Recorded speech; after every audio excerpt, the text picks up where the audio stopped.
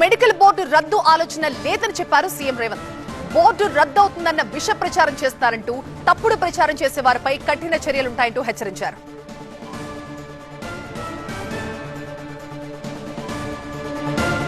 భవిష్యత్తులో సింగరేణి కార్మికులకు వాళ్ళ వారసత్వ ఉద్యోగాలు గాని మెడికల్ బోర్డు ఇచ్చే అన్ఫిట్ సర్టిఫికెట్ తోని వాళ్ళ కుటుంబ సభ్యులకు వచ్చే ఉపాధి అవకాశాలు పోతాయి. మిమ్మల్ని కాంగ్రెస్ పార్టీ మోసం చేస్తుందని కొంతమంది తప్పుడు ప్రచారం, విషపు ప్రచారం చేస్తున్నారు. అసలు ఈ ఆలోచన ఎక్కడి నుంచి వచ్చిందో, ఈ అవసరం ఎవరికి ఉన్నదో నాకైతే అర్థం కాలేదు. ఎవరైనా ఇట్లాంటి తప్పుడు ప్రచారాలు చేసి మెడికల్ బోర్డు విషయంలో విషము చిమ్ముతే వాళ్ళను అందరినీ మోకాళ్ళ మీద కూర్చోబెట్టి 4 ఈపుల మీదంగా దెబ్బలేయండి.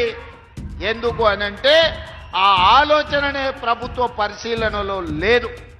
కార్మికులు కోరుకున్న విధంగా కార్మికులకు మేలు చెయ్యడానికి రాష్ట్ర ప్రభుత్వం ప్రయత్నం చేస్తుంది తప్ప కార్మికులకు నష్టం కలిగించే ఏ నిర్ణయము ఈ ప్రభుత్వం తీసుకోదు.